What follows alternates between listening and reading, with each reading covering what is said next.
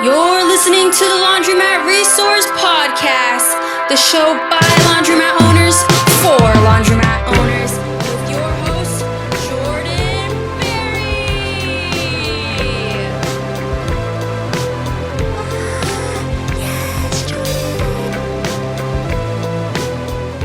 All right, what's up, guys? This is Jordan Berry from the laundromatresource.com and the Laundromat Resource Podcast. This is show number 10, and I'm so excited today. Not only did we fill up 2 hands with this episode, show number 10, last week, if you listened to last week's episode, first of all, if you haven't, go listen to last week's because Ross's story was incredible. You guys have just really loved that episode. In fact, you loved it so much that last episode, we celebrated 1,000 downloads together. That was amazing. This week, we're going to celebrate 1,500 downloads. I can't believe it happened that fast, but man, thank you guys for tuning in, for listening to these. You're just your fellow laundromat owners who are sharing their stories, sharing their wisdom, sharing their experience. Share their stories with other people if you haven't yet. So, man, awesome. Big celebration. Again, 1,500 downloads, celebrated 1,000 last week. It's just rolling, and it's you guys. So thank you guys for that support, and we're glad you're here. And today we're going to reward you with an interview with Luke Williford. And Luke and his family own, I think, 37 laundromats. You heard that right, 37 laundromats. And I mean, if you're someone who either has a laundromat or wants to get into the laundromat business and you want to succeed, I mean, Luke's the guy to talk to. He has the 37 of them. They're just killing it. And he's sharing his story. And all throughout this whole interview, he is just infusing it with ways to help you succeed. So you do not miss it. And in fact, I want to keep this beginning part really short. I want to mention one thing from the forums real quick. Mitch, who's came over from Bigger Pockets, posted in our commercial real estate forum. And I thought some of you guys might be able to help Mitch out, kind of sort this deal out. He has a deal that he's looking at. It's a commercial real estate deal, and the owner's selling the real estate and also the laundromat that the owner operates. And then there's 3 other units, I think a couple of apartments and a Pilates studio. But the way that the owner has run the finances kind of has made a mess, and he needs help kind of untangling that. And I thought some of you guys might be able to help Mitch out. So head over to the forums, laundromatresource.com/forums, and help Mitch out in the commercial real estate forum, help him with this deal. And I just want to challenge you again, right now or after this episode, head over there, laundromatresource.com/forums, help Mitch out, but ask a question and answer a question. Help each other out. I really think that the real success is going to happen for all of us when we're helping each other out and we're helping each other succeed. And the forums is a great way to do that. So head over there, laundromatresource.com/forums. I'll put a link in the descriptions and in the show notes. And in fact, if you want to see the show notes with links to everything that we talk about today in this podcast, including ways to get a hold of Luke at the end, which you're going to want to do by the end of this thing, because he's just an awesome guy, not only super savvy in the industry, but also just a genuine, awesome guy. You're going to love him.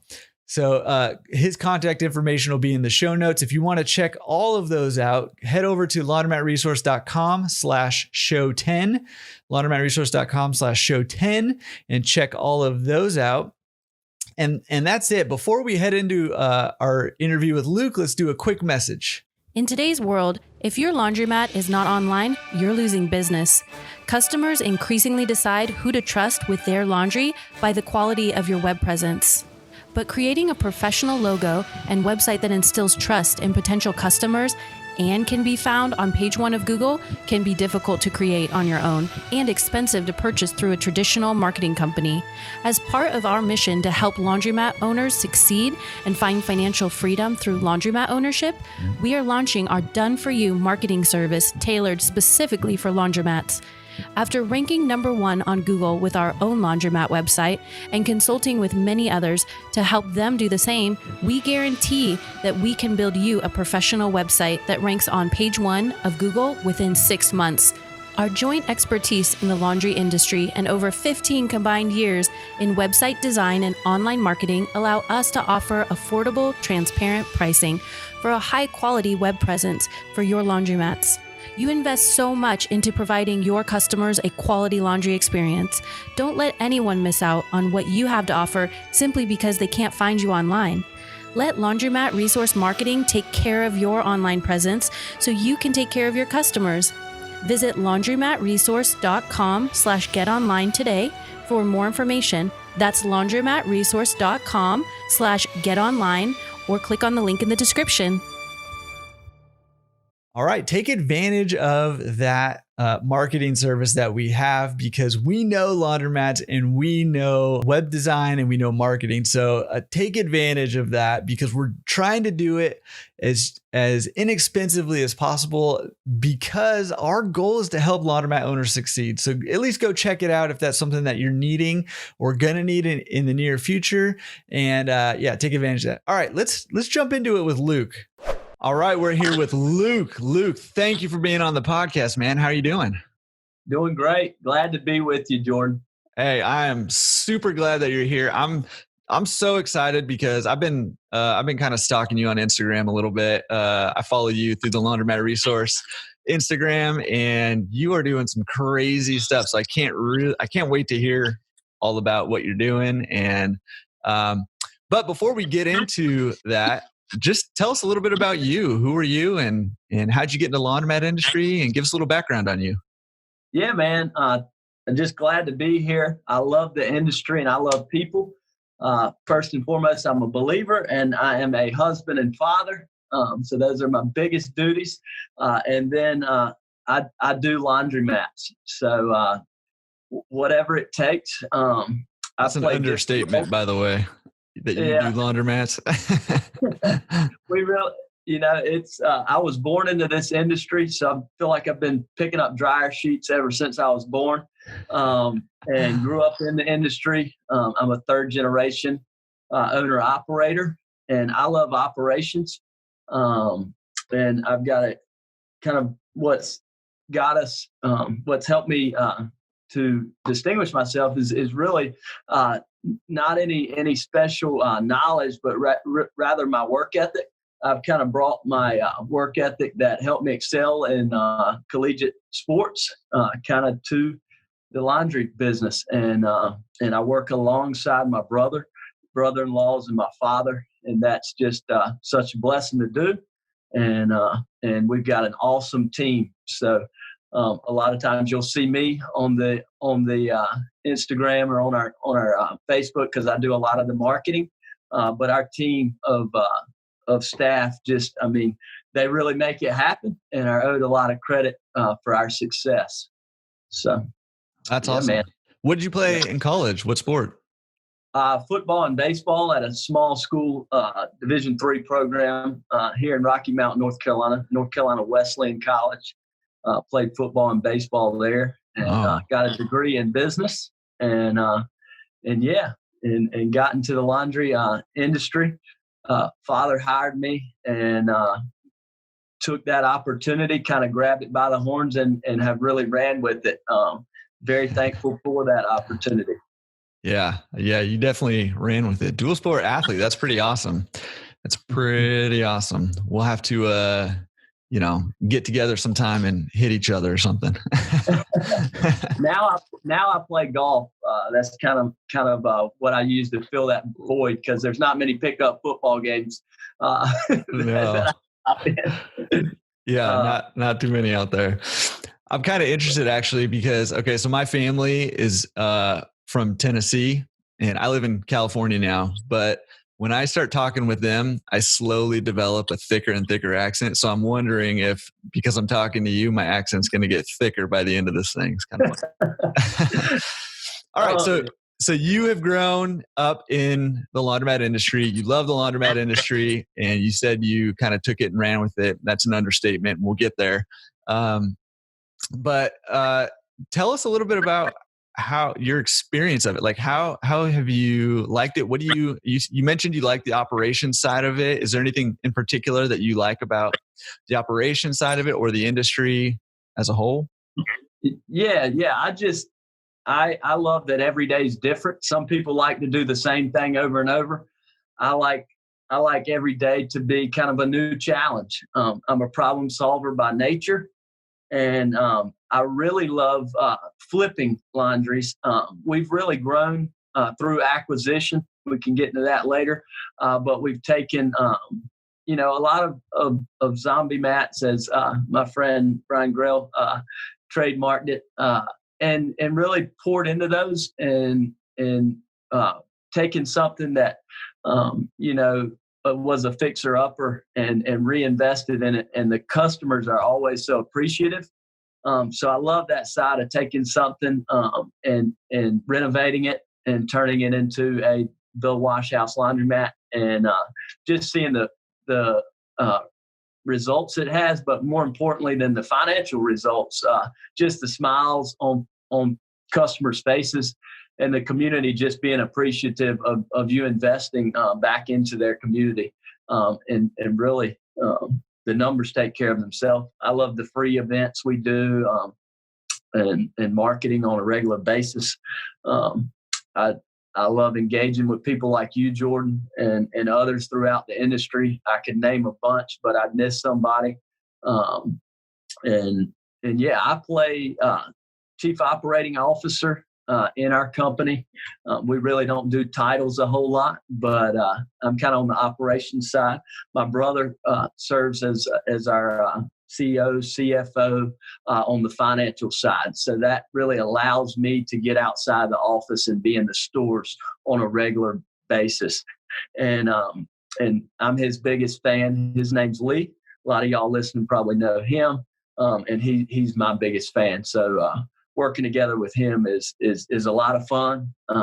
And we're best friends too. So that makes it fun. Also working with my brother-in-laws, Josh and Justice, who it's just fun to work together and grow something. And yeah, just a lot of fun. I love growth. So I think that's one of the things that's helped us to not stay stagnant, to continue to grow and grow.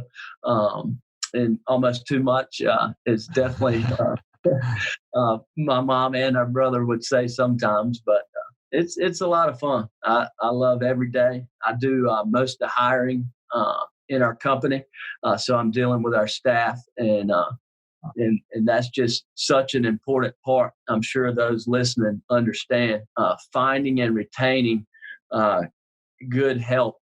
We call our store attendants, we call them store managers. So finding good quality store managers is an important part of my role. And yeah, it's been fun to see that grow. Number of people grow, number of units grow, the amount of customers grow, the geography we're covering's grown some. So yeah. Yeah. Well, a couple of things that kind of just out of that, what you just said there, I don't know if we can go off script just a tiny bit, but we had someone in our forums this week who asked a question that maybe you might be able to lend some advice to, actually, because you talk about flipping some of these zombie mats and doing that. So he was wondering, how do you know if it's worth investing in new machines in your laundromat? Is there like a way that you determine that? There's a lot of factors, Jordan. And really at this point, we've done it quite a bit. So we go to the property and we pray about it. We feel our gut. We try to not lie to ourselves. And it's kind of like hiring. When you hire a new person, whether you're going to decide to invest in that person, you kind of want to be very honest up front. And so you don't have something. The same with evaluating a new business that's for sale. First, you have to see what they have for sale. Most of the time, that is just the assets of the old equipment, which typically are going to have to be liquidated for a small amount of the value they're probably putting on it. Mm-hmm. But what I'm buying when I go into a new space is I'm eliminating a competitor in that market. I'm also buying the upfitting and the tap fees that I'll avoid by building out a new store, and I'm getting that existing revenue, existing customer base. Although if it stays that base, you're probably not going to be able to invest the money in new machines and renovating the place. However, we found that typically you can take that base and grow it by quite significantly through marketing and remodeling and just drawing people in who may have not been using a laundry or who may have been going to another laundry. Typically, we do not look at the competition outside of a mile away. Typically, and most competitors, it's got to be at least 1,500 square foot and probably a 40 machine count for us to even really. So there's those variables of competition you do have to play into it. But at the end of the day, the people have to be there. So we don't want to throw a party and nobody come. You may have done that or may have attended a party and you were the only one who showed up. That's the last thing we want to do. And that's the last thing the listeners want to do, especially that person evaluating their first store. Do your research, listen to the Laundromat Resource Podcast, listen to American Coin, listen to CLA, get Planet Laundry, get American Coin Op, get all those resources and take that advice and do the best you can. Go to the site, go in every laundromat you can go in so you know the business you're getting into. If you're not a people person, it's probably not the business for you. I know, Jordan, you shared in previous podcasts that you've talked a few people out of getting in this industry. And I think that's perfectly fine. I'd much rather talk someone out of getting in this industry than talk someone into it and then they want to get out after they've invested, $250,000, $500,000, $1 million into something. But one other thing is the rent rate. So, and these are all things that your local distributor will be able to help you with. But the rent ratio needs to be about 50%, at least in our market. We typically like to see as many people in a 1, 2, and 3 mile radius as possible. We do have stores in a rural market where the population's, 2,500 to 8,000 people. And that's really where my father started, in those rural markets. And their competition is a little bit more important because you can't have 4 stores in a town with, 4,000 people. But in bigger cities, they'll drive past a few other laundries if you make it nice. But yeah, I know I kind of ran on there, but hey, man, if you're going to buy a store that needs renovating, you're most likely not just going to be able to put a little lipstick and makeup on it. If the equipment's over 15 years old, then you need to plan to reinvest in the equipment. But don't just reinvest in the equipment. Reinvest in the business. Put time, energy into that business. Because the equipment is a big piece of the puzzle, but it's just one portion. You want to care for your customers, give them an excellent customer service, customer experience, and they'll come back, and they'll tell their friends. Your existing customer base is always your biggest marketing tool because they all have a cell phone now. And they're sharing things on Facebook. They're sharing, they're calling their friends, letting them know, sending pictures, so, yep. Well, that was just a big old bucket full of gold right there. You just... I don't know about all that, but definitely, make sure the people are there. And then when you make the decision to go all out and come on Jordan's podcast and tell about how the numbers changed. That's right. Yeah. Yep. Yeah. Oh man, that was awesome. That was just, so much good wisdom. And I think, I do a ton of coaching calls and people are always asking questions that you're addressing head on. And man, I think that's just going to help a ton of people out. just listening to that segment. So if you're listening right now and you needed to hear that, just rewind that and listen to it all over again, maybe like 4 times. Make it your ringtone or something so you just hear it all the time, because that was just gold. Hey, okay, so we're going to get into some of the details of your business here in a little bit, but can we just tell people, how many laundromats do you own right now? Okay, so today, me, my father, brother-in-law, and we own and operate 34 stores, and we have 3 under contract. So that could be 37 in the next few weeks. So, oh my goodness. Yeah. So we've grown that, and just so thankful. My grandfather, and then my dad got into the business. My father, Marshall, he's my role model and hero, and he's just been a huge advocate for the industry over 45 years now. So yeah, it's a lot of fun. He is still involved and enjoys it. He really loves going around and talking to the people, and I think that's just that's the heart of our company, and really how we've grown to that many units and more people. If you take care of one good store, and the good Lord will open another opportunity to do that. And we've just seen him go before us, really.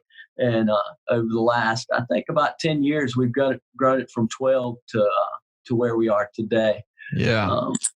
And yeah, it's a lot of fun. It's a lot of fun, man. Well, I want to get into that a little bit more, but is there maybe like one that stands out, like one, like purchase or one, store that, before and after or something like that just really stands out that you can tell us about? I know there's so many stores, they probably all just blur together, but. Yeah, absolutely. We'll just take, one that we did maybe a year ago. We call the Laundry Basket. We name all the stores either by the street name or what the previous owner called them. So this one's called the Laundry Basket. It's here in Raleigh, North Carolina. And it's one of those deals where we were able to acquire the store. It had been ran down. We had found through our experience investigation, it was a coin store that there was multiple silent partners, and that revenue that the owner thought was being generated, it was a little more than that.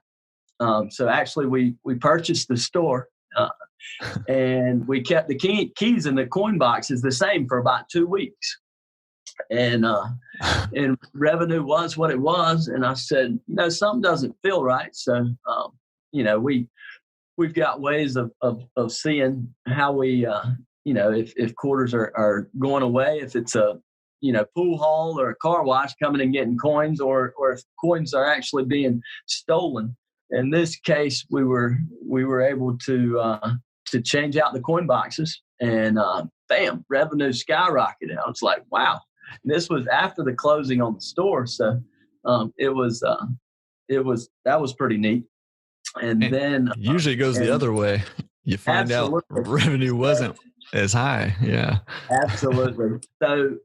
So yeah, the owner was extremely honest, but they didn't realize that was taking place. And we actually kept the existing staff there. It wasn't a staff member who was involved in this. So we actually kept the existing staff, and at that store they were running free dry, because I had stores right around it, and they were trying to compete with us, because I have 2 stores within a mile radius of that location. And some listening may say, well, why'd you buy that one? Well, again, back to that blurb earlier, if there's a need for it and we can eliminate a competitor and serve more people, because we did, we're now serving more people because we acquired and renovated that store. But moving forward, my staff member there was having to do free dry, which Brandon and I do not agree on, who was on the podcast earlier. Uh-huh. Brandon and I always talk about the business. And if you didn't hear, Brandon was one of Jordan's interviews prior. Great owner, operator. Shout out to you, Brandon. I'll link his episode too, so if people want to go listen to it. It was a great episode. Yeah. Okay, cool. so they were doing free dry, and the poor attendant was having to run himself ragged, starting the machine with quarters and then emptying the coin box to start it again on Sundays and whatnot, along with trying to clean and handle the problem. So we went to charging for dry. We put in our payment system, Freedom by Interactive Payment Systems, which is also a company of mine that I'll tell you later more about. But in doing that, we've been able to see sales in this 2,000 square foot store, all new equipment, 22 washer store. We've been able to see sales almost 150%, up 150%. So that's one.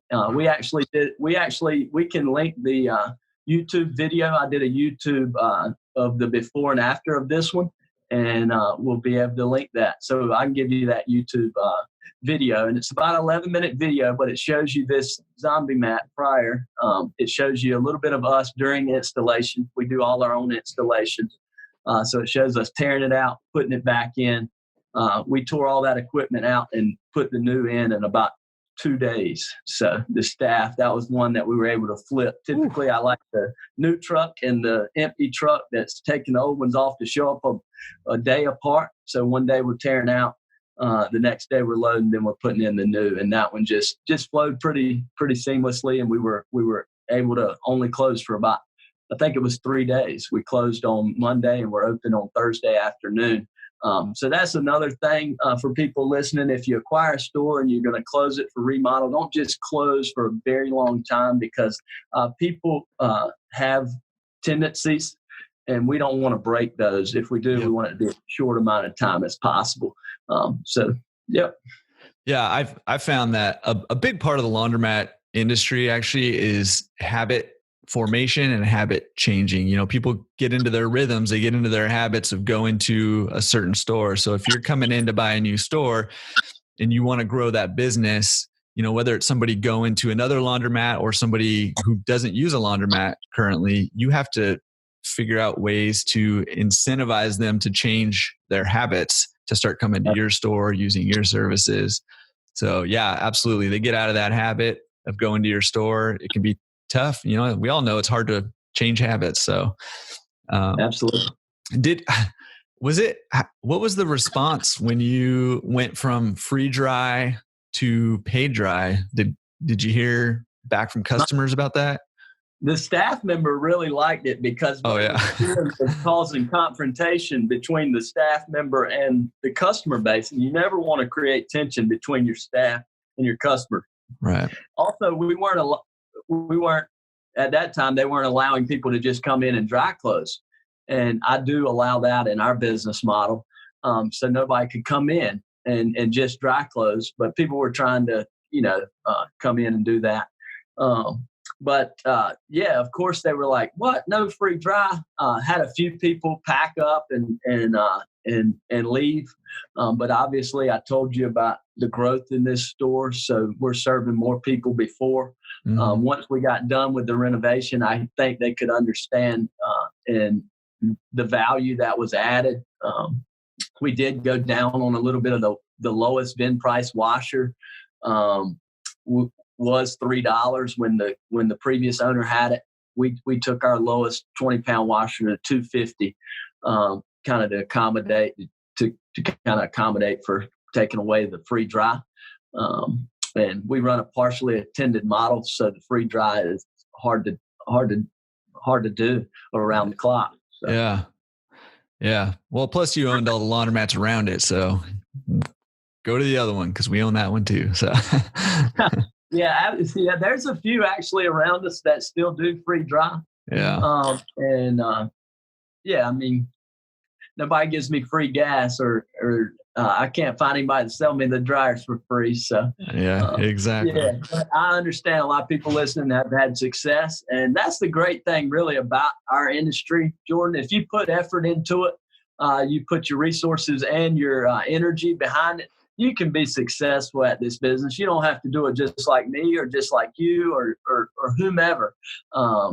You can be successful in a whole lot of different ways, which makes it an awesome small business to be in, especially this time through COVID, where we've been able to be classified an essential service throughout the country. So I think more people are going to be looking to get into the business. I'm sure some of those are listening, but I think it's a special time in just the economics of our country and of course our industry as well. Yeah. I agree. I think that's been one of the good things that's come out for the laundromat industry during all this debacle is, we've always said, everybody needs a place to live, food to eat, and clean clothes to wear, but, they were declared officially essential businesses. So, well, tell me, okay, you have all these stores, you're in charge of operations. Tell me a little bit about what does your typical week look like? What are you doing, as an owner who has managing 34, soon to be 37 stores? It's every week's not quite identical. I'm in most of the stores at least once a month. Just what I like to call checking the temperature of the store. So I'm looking on the physical side as well as on the how our customers feeling treated. How's my staff doing? I normally will take and have a personal conversation with all of my staff as often as possible.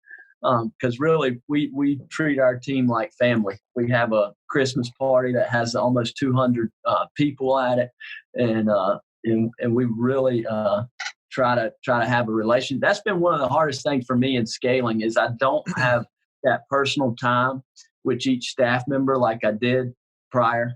Right. When I started with the company, I was I think I had 4 or 5 stores and I was a regional manager, and now scaling, I'm just always working on any efficiencies, hiring efficiencies, making sure training efficiencies, onboarding new staff members. But because of life, you have people who are leaving and coming on all the time, especially as you grow.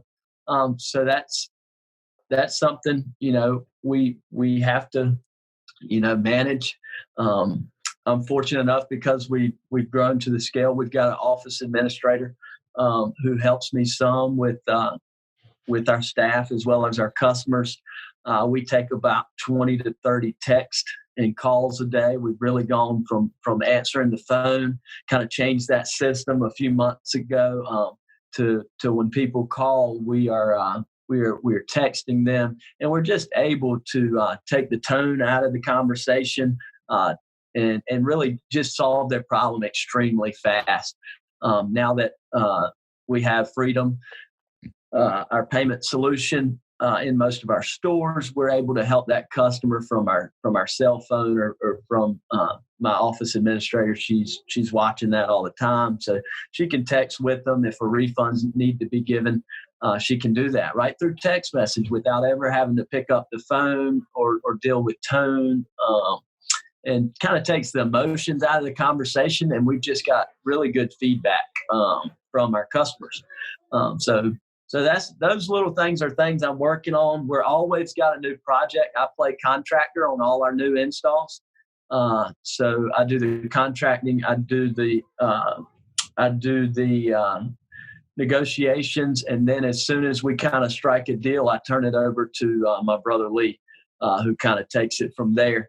I find most of the new acquisitions that we get, typically they're not listed for sale. So that sometimes, and then sometimes they are listed, but I was the first to contact the broker, so he brings that to me sometimes first, and just try to work extremely hard, get to know as many people as I can, and then make sure we're keeping store standards up. So I've got just brought on a new guy who is doing annual services for me. So we're doing about 3 annual services a month, and that has a checklist that we've created that kind of goes through maintenance, so that as we grow larger in number of units, we're also growing in the quality of the care we're taking care of our staff and the equipment. So that has an exterior checklist from the parking lot all the way to the lighting and on through. Those listening, it's not perfect. You're never going to be perfect. You could ride around in the store and say, that guy was on the podcast saying he had a check. Well, that checklist is always, but we're trying to what an annual service looks like is 3 days with 2 men on the equipment side and going through and checking off a list from the exterior all the way in. They're making sure the belts are good. All the backs are on, every screw in the washer's in the washer. And I'm just assuming here, but I say that should, even if it only extends the life of the equipment 2 or 3 more years, that's well worth it. So kind of putting those things in place, Jordan, to make sure we're staying on top of it. And then I'm out there with them doing these annual services as much as possible, which is typically 1 or 2 days a week. I love the physical side. So anybody who works with us, not for us. So they're working with us. And that's what I tell them. And not only tell them, you can tell someone anything, but when you show them that you're willing to take out the garbage or clean the toilet, then they really start to realize. And that's just the culture we're trying to create here. So, yeah, I know that was another bucket full, but that's kind of what my week looks like. Typically Monday through Friday, and then I'm on my phone all the time. My wife has to tell me to turn it off sometimes because we'll get a text come through at midnight, and I'll take care of it. I'm constantly watching the surveillance cameras, watching the sales through my Freedom app, and it's a lot of fun. It's a lot of fun. I enjoy it, but I've really gotten, I guess, a high risk tolerance. I think something those of you looking to get into this industry need to make sure you have, which is high risk tolerance. By that I mean when someone calls and says water's leaking, you've got to be able to take that. When someone calls and says there's 5 people fighting in your laundromat, you've got to be able to take that without that like truly devouring you, or somebody tried to break in the Coke machine, or there was an accident in the parking lot, or somebody sleep in the bathroom. I think I've become immune to it. I mean, my wife says I've become immune to like so many things that she's like, why aren't you freaking out? And other owners too I talk to, it's just you have to become immune because we're at that. We've always got a glass door breaking somewhere. We've always got incidents, and I'm trying to put up ballards to make sure we don't have anybody driving into the building. So I'm just trying to put in all those preventative things, filters, if you will, to keep things from happening that I know are high possibility of happening.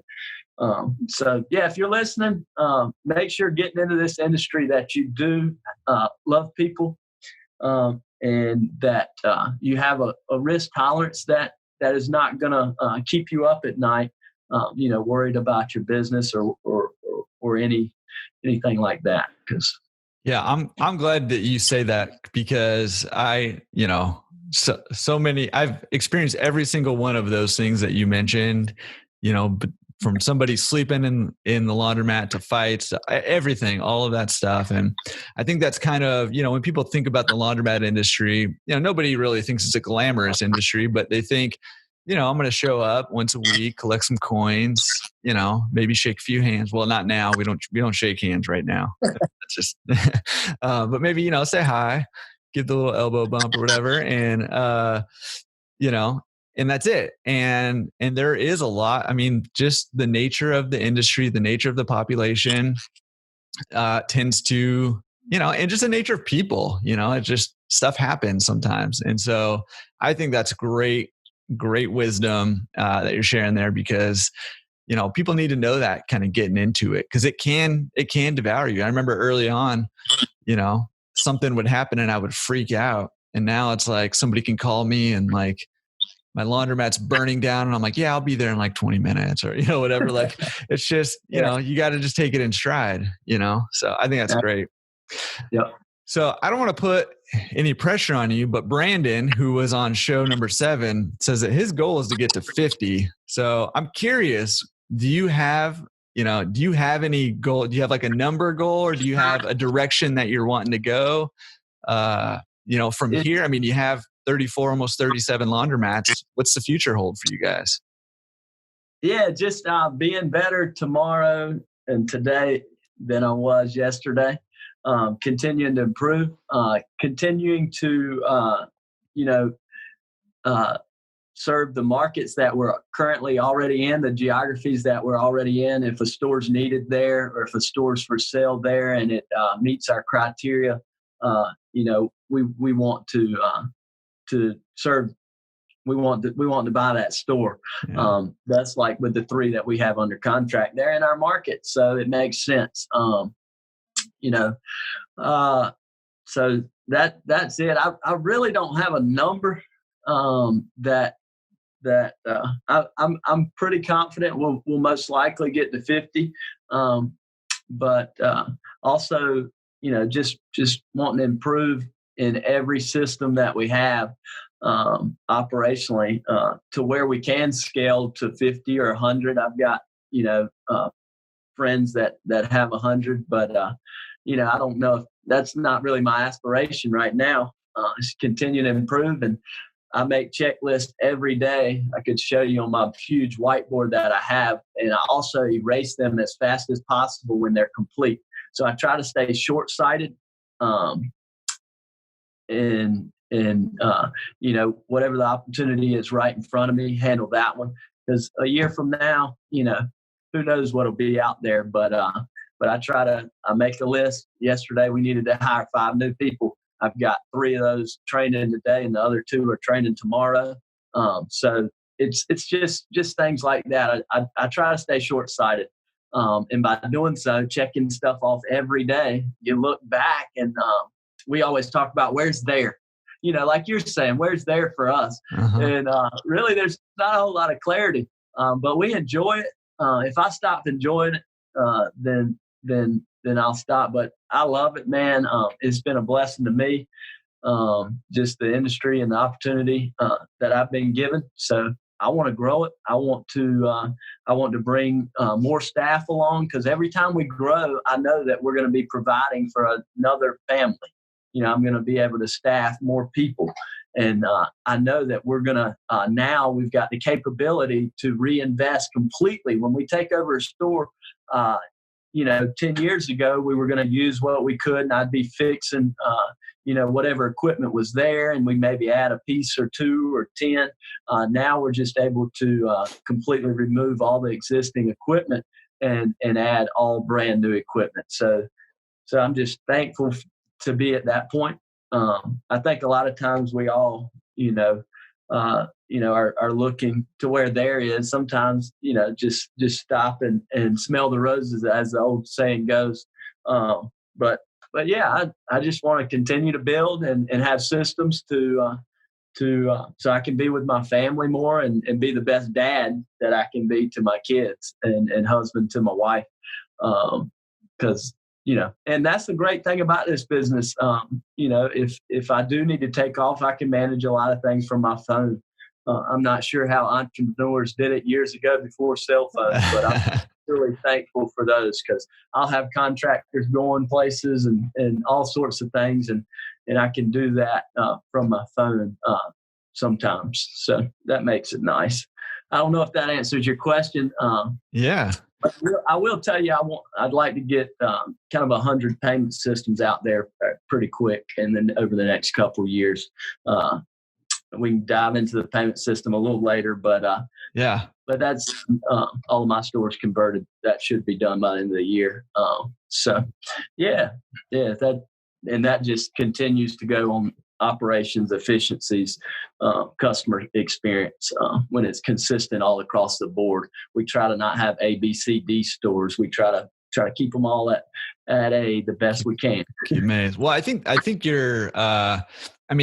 It's incredibly clear, just from this conversation so far, that you're focusing on customer experience, and you're focused on your employees, having good experience and being taken care of and being part of the family, and operational efficiencies. And I have a feeling that those 3 main focuses are a big part of your success and your ability to scale, and the focus on those small day to day, that checklist and checking things off of it. Like you said, you look back and it doesn't feel like a whole lot, but when you look back and you do a little bit every single day, it adds up to a whole lot. And especially when you start dragging that out to 5 years, 10 years, and you look back and all of a sudden you have 37 laundromats. Yeah. Well, we have a little section in the podcast we like to call Down to Business. Let's get down to business. Over and out. Okay. And Down to Business is we just want to hear a little bit of details about your business. So tell us tell us where you're at and where your stores are located, kind of in proximity to each other and to you and your family, and where you guys are operating from. What's your radius? And tell us a little bit about the location. Awesome. So my grandfather started in 1967. I think I told you. He ended up with the laundromat and dry cleaners in 1967. He was working in a sawmill, and he owned the property, and the dry cleaners and laundromat tenant went out of business. So he took that over. And the first thing he did, I think it's relevant now in remodeling. We always try to renovate and improve the stores. The first thing my grandfather did on day one is he removed a partition in that laundromat in rural eastern North Carolina that separated the front of the laundry for whites and the back of the laundry for blacks. So that was just one of the kind of an awesome thing, the right thing to do. And so since then we've been trying to improve and get better at serving everyone. So that was in 1967. Yeah. And my father dropped out of college, and his dad, Jimmy, was my grandfather's nickname. He's still alive, by the way. We just celebrated his 95th birthday. All right. Happy birthday, Grandpa. Yeah, I've got about a 12-minute interview with him on video where it's just incredible to hear a little bit about his life story. He fought in World War II and was fought in the Battle of the Bulge, went to the beach in Normandy, and is just grateful to be here.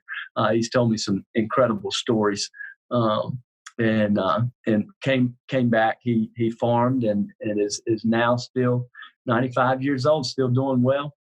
But so we started in rural eastern North Carolina, and then about 10 years ago, my father had, I think it was 12 laundromats. He had done a good job in the rural markets where the population wasn't so high of kind of, being the only shop in town. He bought out the existing laundries and was able to just kind of make his brand in those small towns. Like I said before, some of the rural markets couldn't handle 2 stores even.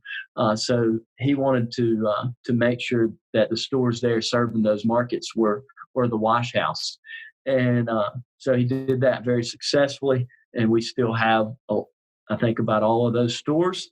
And he brought me, my brother-in-law's on, and we started taking that model from rural eastern North Carolina to the more central North Carolina, Triangle, Raleigh, Durham area, where the population, instead of 5,000 people, you've got 300,000 in a city.